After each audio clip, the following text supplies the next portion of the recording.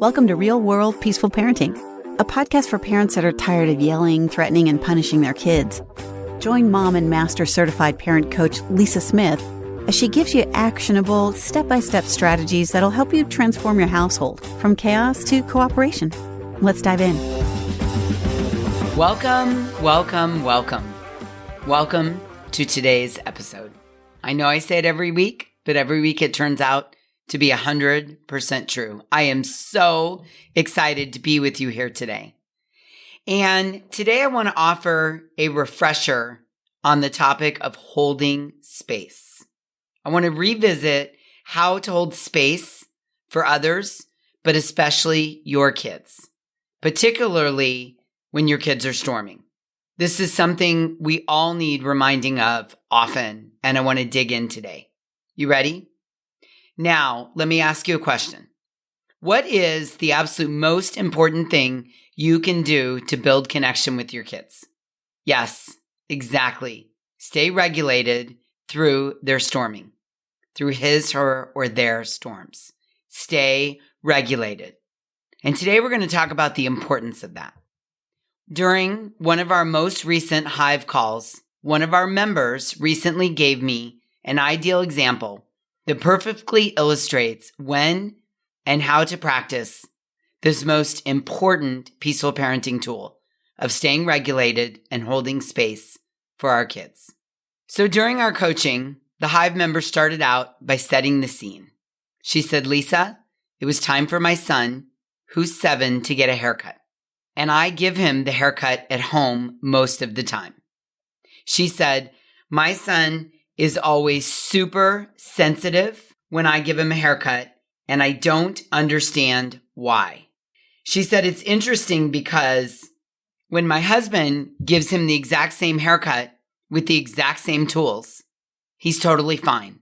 But for some reason, Lisa, when I do it, he storms and melts down. And then," she said, "I end up getting triggered and we crash and burn into a horrible storming experience for both of us. And more often than not, we're both in tears." So after a most recent haircut, she jumped on a Hive call and asked for coaching. She wanted to know what she can do in that moment when her son starts melting down into a storm. And 2, she wanted an explanation for why this happens when she gives her son a haircut, but not her husband. Interesting question, right? And I'm sure that you may be able to relate to this. You may be like, "Yeah, that happens in my home. I know that feeling. I'm as confused as she is. Tell me, Lisa. Tell me, why does this happen?" Okay, well, I will. So let's start with the second question she had. Why does my son melt down when I give him the haircut, but not when his father does? And this answer might be an eye-opener for you, as it certainly was with this mom. So we talked about why her son melts down with her and not dad. Her son is homeschooled by her, and they spend a lot of time together, and she considers the two of them very connected. He enjoys spending time with his dad, and they have a great time. They're super silly, and they have fun together. But just by the nature of their schedules, they don't get to spend as much time together as mom and son. In fact, with dad, it's very little time, usually at the end of the night after he gets home from work. So I explained to her that most likely your son storms around you, mom, because you are his safe place.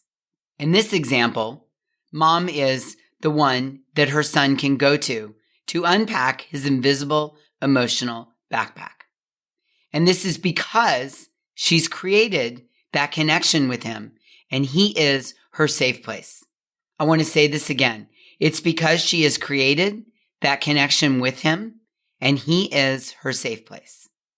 For many of us in similar situations, we're quick to take these storms personally because they only seem to happen to us and not with anyone else in the family. But hear me when I tell you this.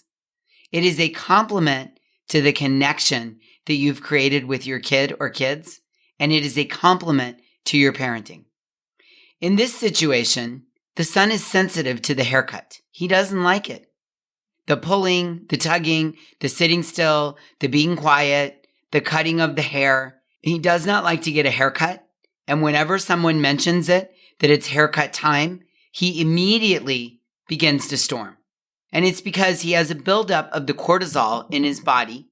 His invisible emotional backpack is full with just even anticipating the pulling, the tugging, the sitting still, the being quiet, the cutting of the hair. And so when the mom mentions, hey, it's time for a haircut, cortisol bursts through his body. His invisible emotional backpack fills up quickly and he starts to storm. Now let's have a look at this. In the outside world, when our kids interact with teachers, strangers, coaches, and maybe even a parent or a very close family member, our kids feel like they have to hold it together all the time. But mom is this boy's safe place. And as I said earlier, it's a compliment to the bond and the connection he has with mom. It might not always feel good in the moment, but this is why our kids do it.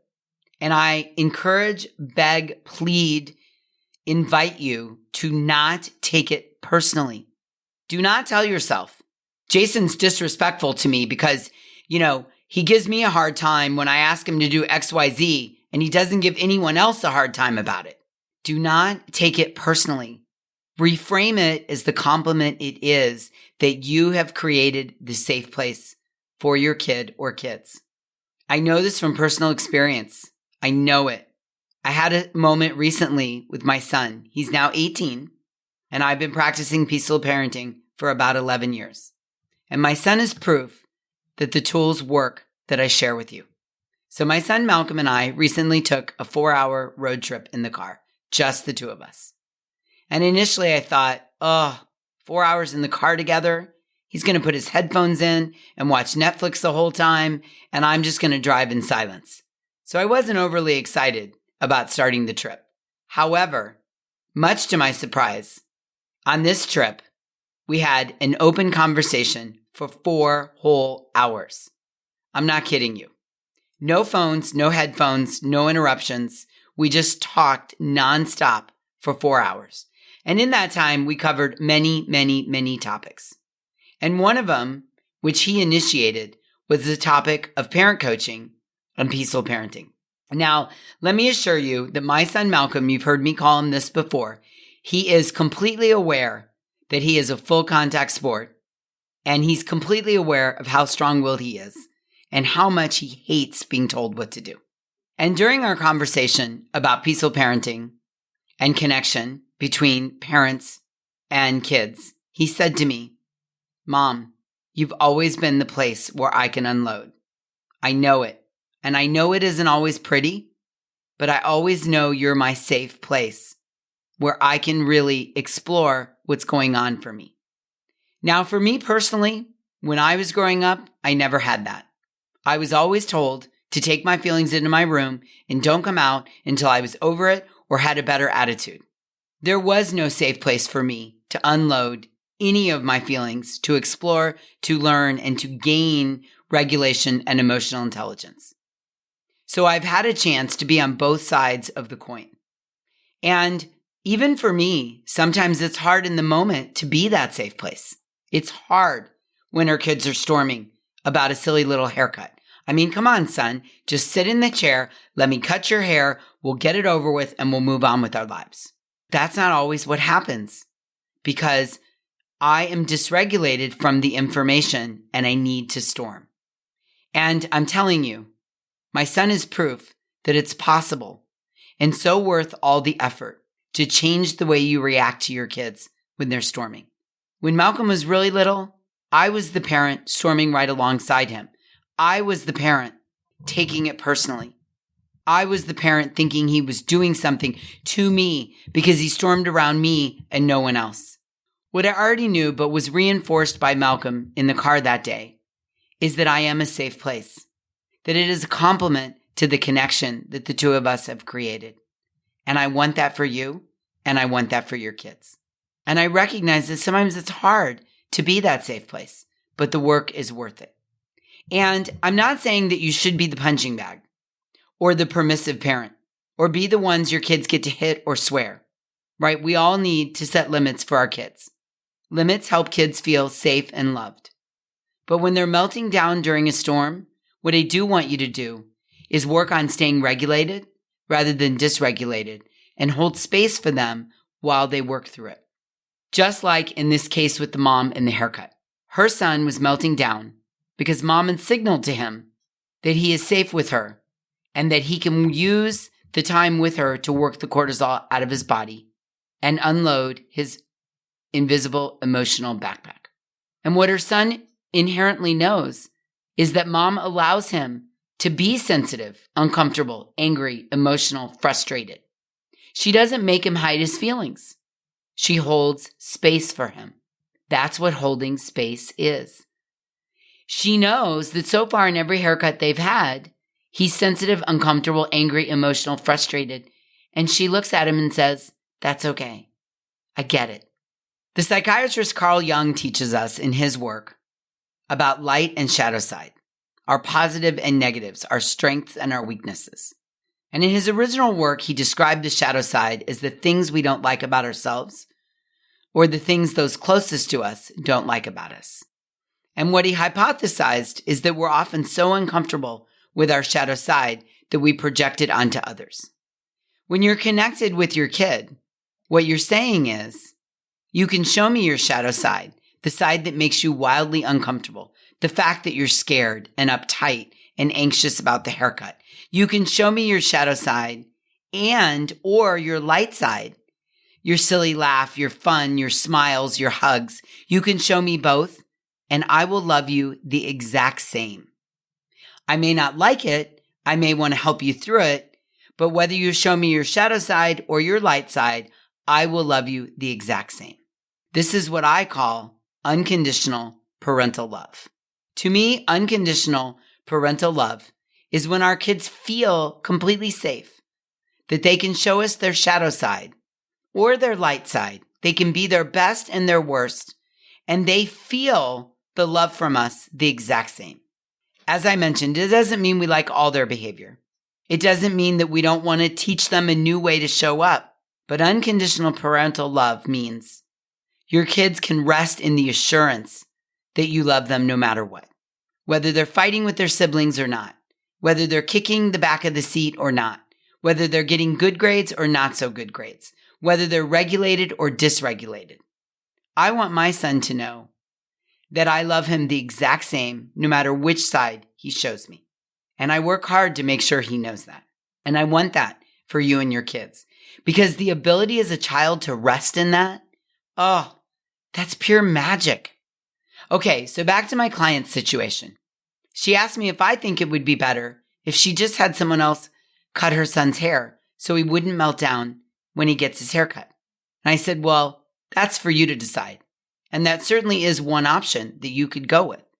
You could do that. You could get someone else to cut it.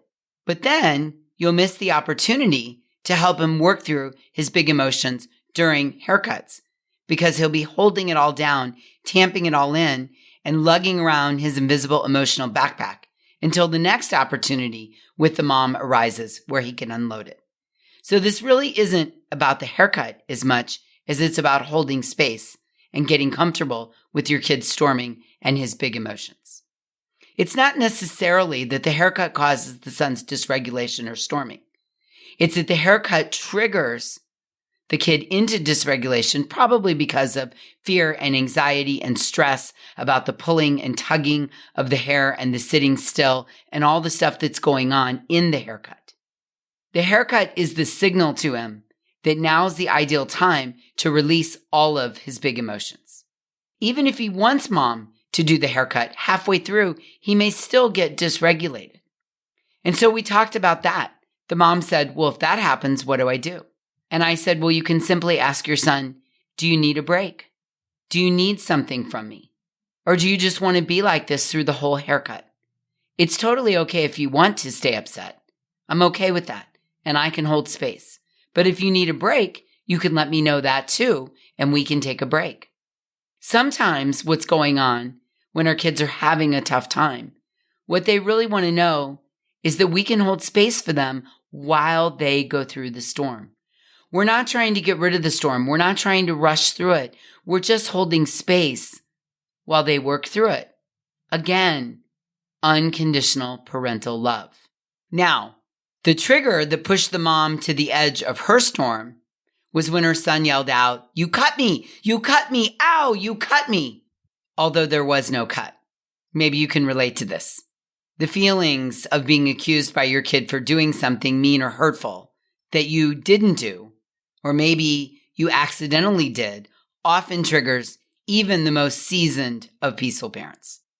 So the mom asked me, "Okay, Lisa, I get all this, but how do I stay regulated next time when I'm giving him a haircut and he's storming through it and then reaches that threshold of accusing me of hurting him during the haircut?" So I asked the mom, "Well, what did you do this time?" And she said, "Well, I set the clippers down and I told him I had to run to the bathroom real quick and I'd be right back." She admitted that she didn't really have to go to the bathroom. She just wanted to get away for a second and regulate herself. She admitted to me that what she really wanted to do was power through the last 30 seconds of the haircut. But she quickly saw her son's need for a break, even at the tail end of the haircut, when he was saying, "Ow, ow, ow, you cut me, you cut me." And this is the absolute best thing the mom could do in this situation. Understand his need to take a break. Hold space for him to take the break. So she quickly came up with the idea, "Hey, I need to run to the bathroom really quickly." And she set the clippers down and she walked away while reassuring him she's just going to be gone a moment and she'll be right back. As the parent, this is the greatest tool we have in staying regulated because, as Tony Robbins says, motion changes emotion. All she needed was a minute to step away, take a moment to take a breath, and remind herself not to take the storming personally, to regulate. Remember, step one to holding space for your kids, or anybody for that matter, anybody, is to stay regulated. You have to stay regulated. If you're not regulated, you can't hold space. Holding space is compassionate listening, and it requires you to be regulated because when you're compassionately listening, you're listening with the intention to relieve the other person's suffering. You're not listening to coach or correct or be right or tell them where they're wrong. You're listening to ease your child's suffering. So when the child said, "You cut me, you cut me, you cut me," and she knew she didn't, she recognized she needed to ease his suffering. So they took a break. And if you're not regulated, it is almost impossible to hold space for the other party. So step one in holding space is to always make sure you're regulated. And if you're not, then get regulated. Take a break. Take some deep breaths. Hit pause for a second. I know I get dysregulated when I get surprised. When there's a ton of information coming at me, I often get dysregulated when it's sprung on me. And I often need to take a break. And I teach all my clients saying, "Hey, I need to run to the bathroom really quick," is a great way to take a break because it's always acceptable to excuse yourself to go to the bathroom. And it signals to the other person, "I'm going to go and come right back. Hold on 1 minute. Hold please," as we say in our family. Anything you can do to hit pause, to get away for a second, move your body across the room, grab a drink of water, wash your hands, go to the bathroom. Grab yourself a minute to get in motion so you can change your emotion, so you can get regulated, and then you can hold space for your kid. In this example, when the mom came back to her son to finish the haircut, she was completely regulated. And she was able to get curious. And she could say to him, "Talk to me. Why do you think I cut you? Where did I cut you? Let's look in the mirror. Do you see any spot? Do you need to take a break?" Her son said, "Oh, it felt like in the moment, but now I see you didn't. Go ahead and finish the haircut." And they finished the haircut successfully. I'm curious to see what will happen when the next haircut comes around. But now she's got some real tools to not take it personally when he storms, to understand she's the safe place for him and they're connected, to see it as the compliment it is in the work she's putting into peaceful parenting, to remind herself to stay regulated, to hold space for him, and to help him through the storm. Not rush through it, not deny it, not try to shove it down, but hold space for him through the storm until he can work through the big emotions on his own. I love it, don't you? Oh, I want this for you. I want it for your kids. I want you to develop the skill of holding space. You've got this. I know it. I absolutely know it. I'll hold space for you while you're learning to hold space for your kids. Sound good? Okay, until we meet again, I'm wishing you peaceful parenting. Thank you so much for listening today. I want to personally invite you to head over to thepeacefulparent.com/welcome and sign up for my free Peaceful Parenting mini course.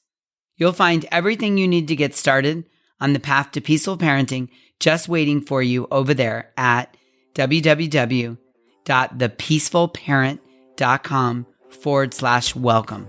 Can't wait for you to get started. Thanks for listening to Real World Peaceful Parenting. If you want more info on how you can transform your parenting, visit thepeacefulparent.com. See you soon.